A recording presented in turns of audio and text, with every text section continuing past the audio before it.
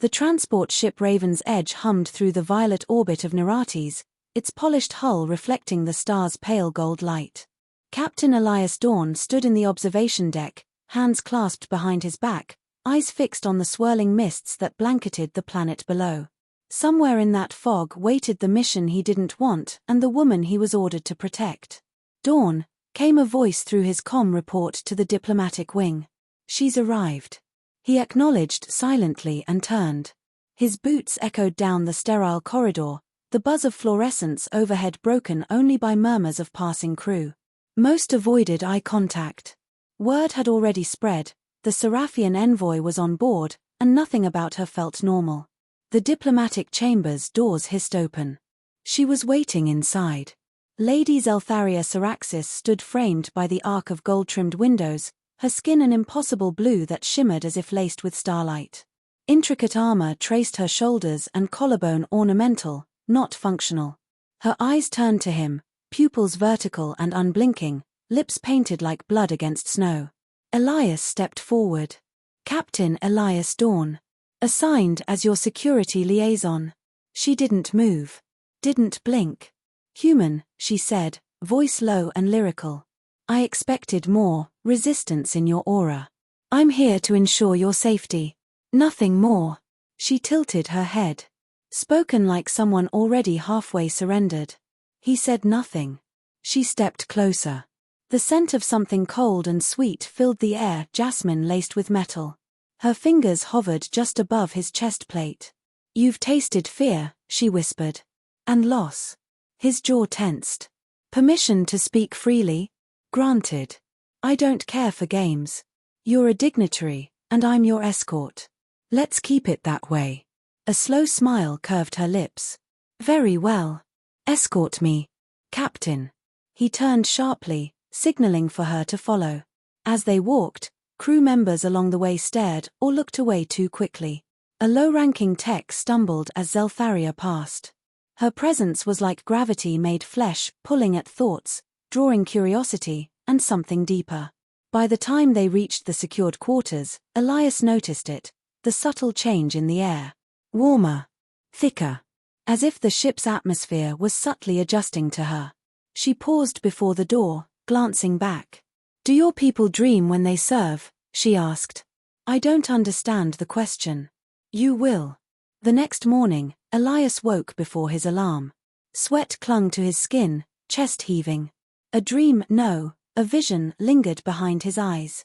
A long corridor, lit by glowing blue veins in obsidian walls.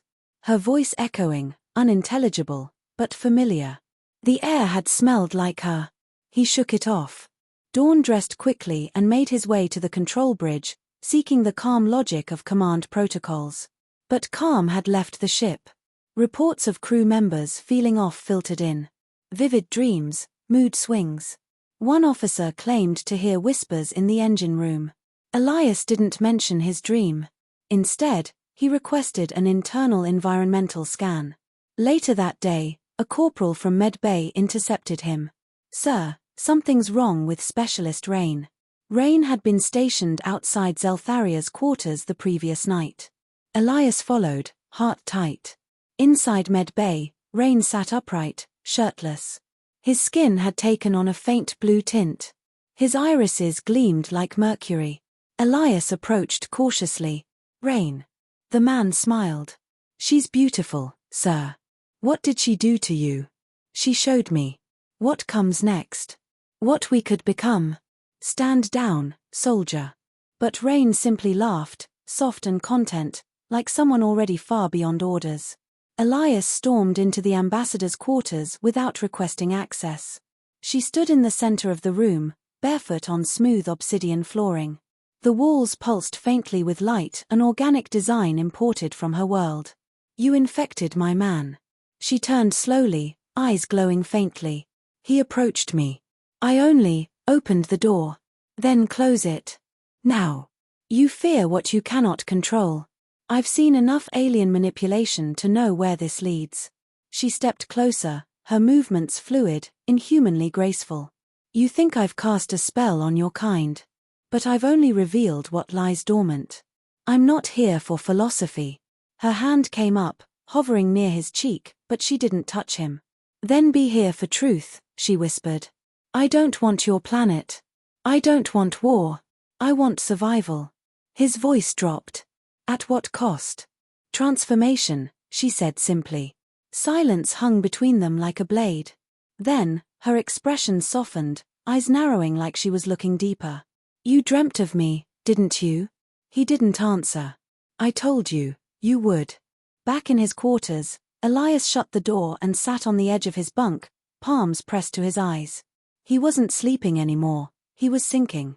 Thought and memory blurred, he couldn't recall what day it was when he last felt normal. And yet, some part of him wasn't terrified. It was curious. 3 days into the mission, another soldier collapsed during patrol, convulsing as faint tendrils of bioluminescent blue etched across her veins.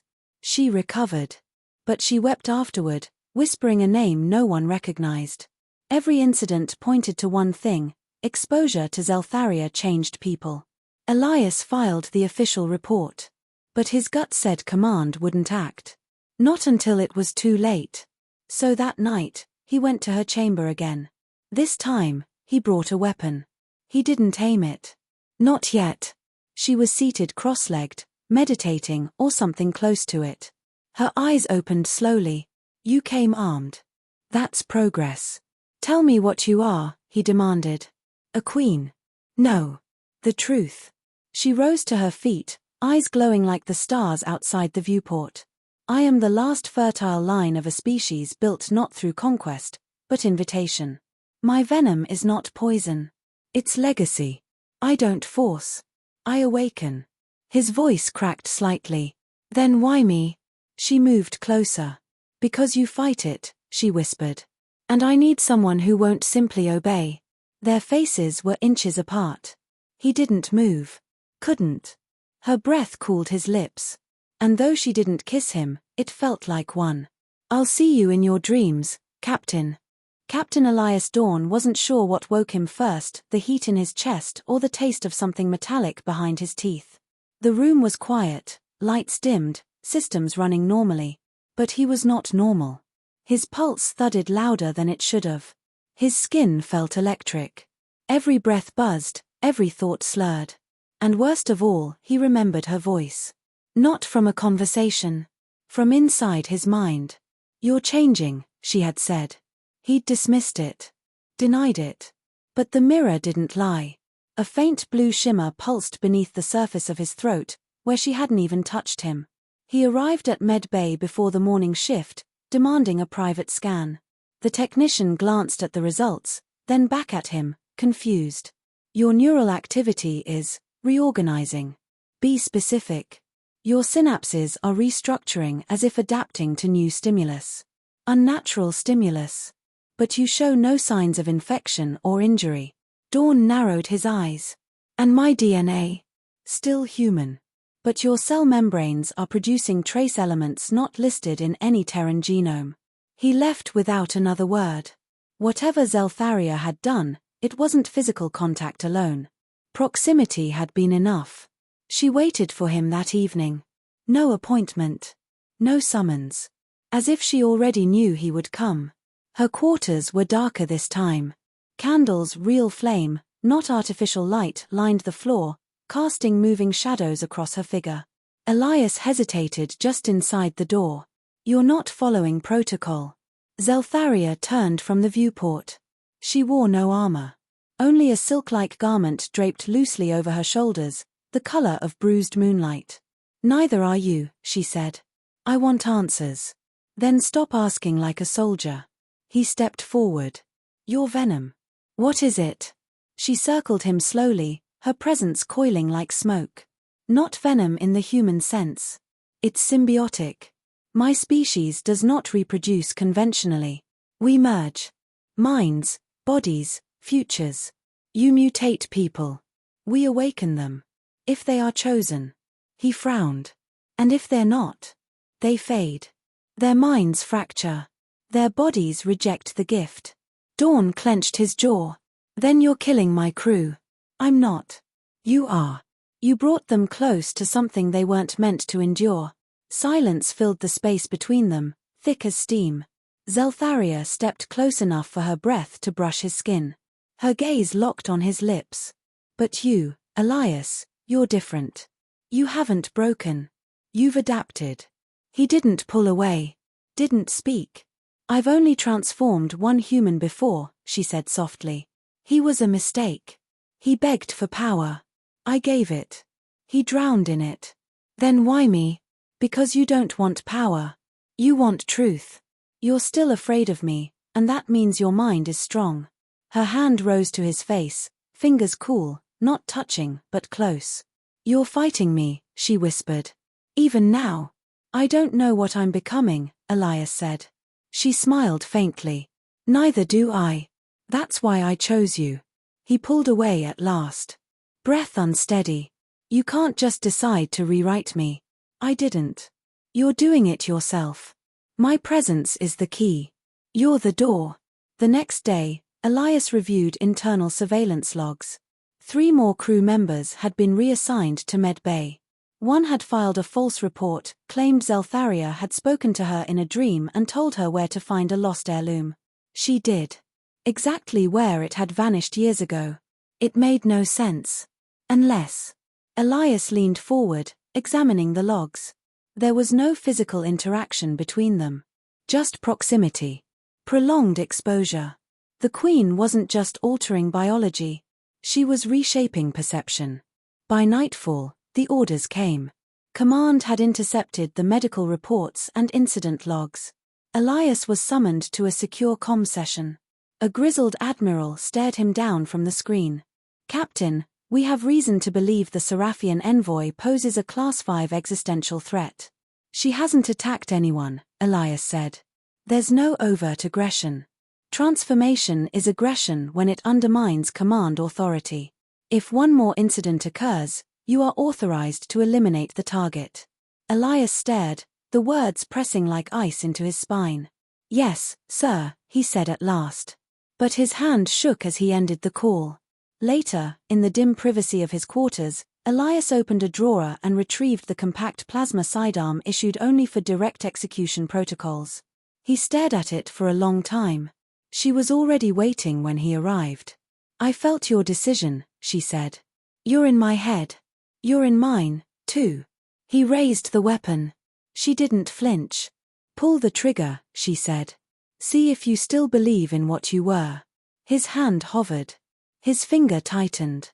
But something inside him wouldn't let go. She stepped forward, pressing her palm to his chest. Not to seduce. Not to stop him. Just to feel. You've already crossed the threshold, she said. What you become now is no longer up to them. The weapon fell from his grip, landing with a soft thud. He reached out and touched her face. For the first time, truly. Cool. Soft. Real. Her eyes didn't glow. They closed. When their lips met, it was not a kiss of hunger but acceptance. The heat inside him surged. Not painful, familiar. Something ancient pulsed through him. Her breath flowed into his, and something passed between them. Not venom. Memory. Elias collapsed into her arms as the room spun. He saw her world, her birth, the collapse of her hive. The death of her sisters. The cold, endless silence of being alone in a galaxy that feared her kind. And he saw himself through her eyes. A defiant creature of fire and sorrow. A man on the edge. Chosen. He awoke hours later in her bed. Alone. No restraints. No armor. No lies. He sat up slowly, aware of every inch of his body. His skin no longer shimmered. His eyes were the same. But he felt everything differently. Like he'd been cracked open and refilled with stars. Elias stood at the observation window, palms pressed to cold glass. The stars no longer looked the same. Their light hit his eyes softer now, less harsh. He felt time differently, like it moved under his skin instead of just around him. He hadn't seen Zeltharia since that night. But her presence lingered. Not physically, mentally. Like a low-frequency hum in his blood. Behind him, the door chimed. He didn't turn. Enter, he said. Lieutenant Kale stepped inside, pale and rigid. You've got a problem, Captain, she said sharply. Another man collapsed this morning in the lower engine corridor. Same symptoms. Blue veins.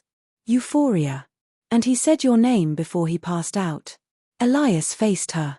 How's he now? In stasis. Doc says the changes are accelerating. And the brass wants answers. They already gave me orders. Kale narrowed her eyes. They think you're compromised. Are they wrong? She hesitated too long. I don't know what you are anymore, she said. But the captain I served with wouldn't lie to his own crew. I haven't lied. I just stopped pretending I could fix this with a gun. You kissed her, didn't you? She asked, voice cold. Elias didn't respond.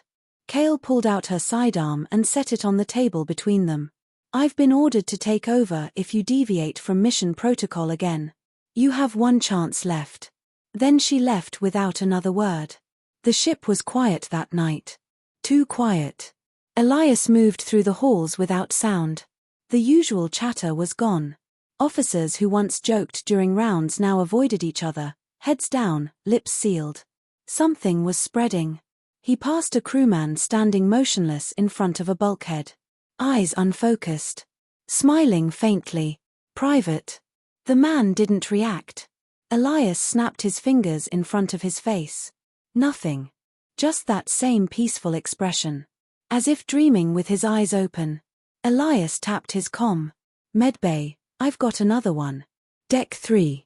He stood beside the man until the team arrived, watching the rise and fall of his breath. Calm. Steady. But not present.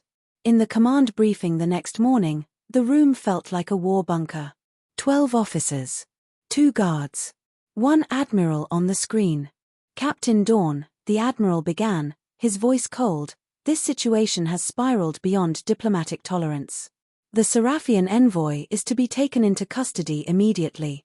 She hasn't harmed anyone, Elias said. No, the admiral agreed. But half your crew is no longer operating under standard cognitive parameters. That qualifies as a soft takeover. She warned me this might happen. Then why didn't you act? Elias stared at the screen.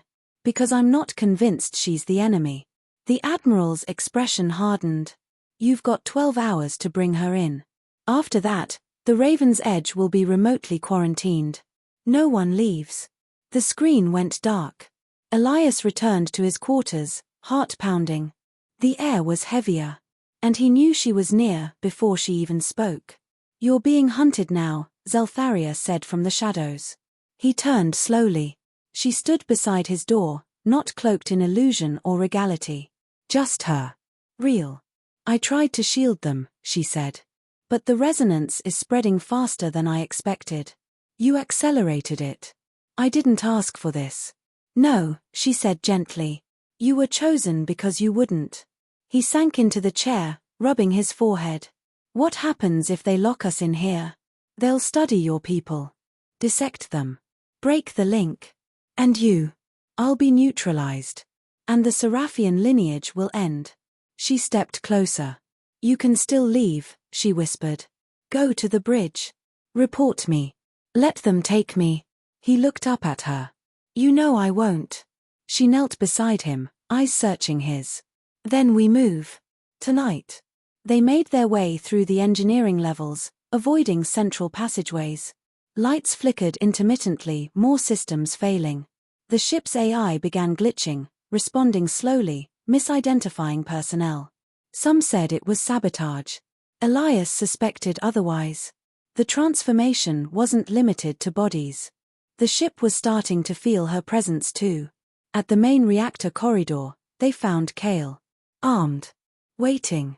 You lied, she said quietly. I didn't lie, Elias answered. I made a choice.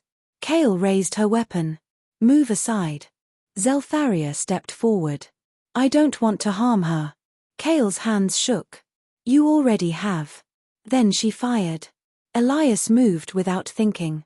The blast struck his shoulder, searing pain tearing through flesh. He dropped, but not before pulling Kale's feet from under her. The weapon skidded across the floor. Kale scrambled for it. Too slow. Zeltharia stood over her, palm extended, but she didn't strike. Her fingers hovered just above Kale's forehead. Kale froze. A single tear slid down her cheek. Then her hand dropped. Her body softened. And she whispered, "I see it now." They carried Elias to a side chamber. His wound burned, but he was still conscious. Zeltharia pressed her lips to his temple. "I won't let you die." She exhaled, slow and deliberate, into his mouth. It wasn't breath. It was energy. Memory. Life. His vision went white. Then black. Then everything. He woke hours later with his wound sealed, but something else had changed. He stood without effort. Stronger. Lighter. Kale knelt nearby, eyes glowing faintly but calm. "She showed me everything," she said. "It's not control. It's clarity." Elias turned to Zeltharia. "How many more like us?" "Enough," she said. "But we need one more step." "What?" "Consent. From the galaxy. From your kind. And if they say no? Then we end. All of us." Elias looked out the viewport. The stars were shifting. War was coming. But so was a choice. And for the first time, he knew which side he stood on.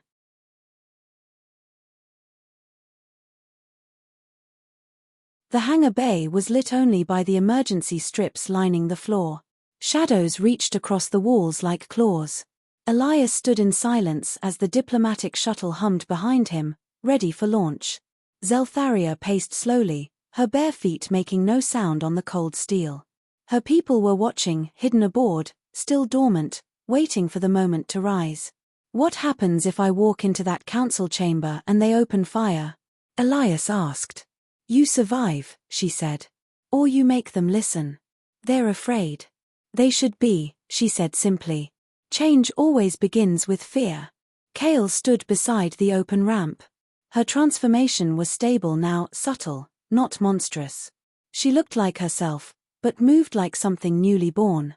Still loyal, still thinking, but elevated. Elias turned toward the shuttle's inner chamber. There, in a containment pod, were 3 hybrid crew members. Resting.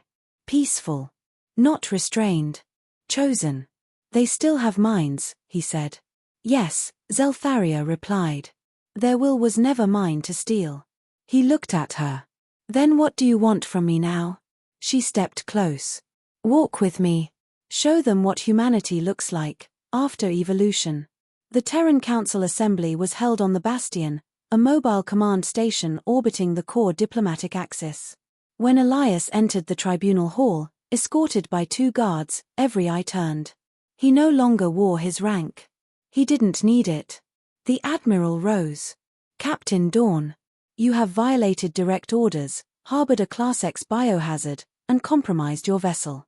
Do you deny any of it?" Elias stood at the center of the chamber. "I don't deny what happened. But your classification is wrong. She's not a weapon. She's a future." Murmurs rippled through the gathered representatives. The Admiral snapped, "What exactly have you brought us?" "A choice." The doors opened behind him. Zeltharia entered without guards. No armor. No threats. Just presence. Gasps echoed. A few hands moved toward weapons, but didn't draw. She didn't glow. She didn't speak. She simply stood. Elias continued.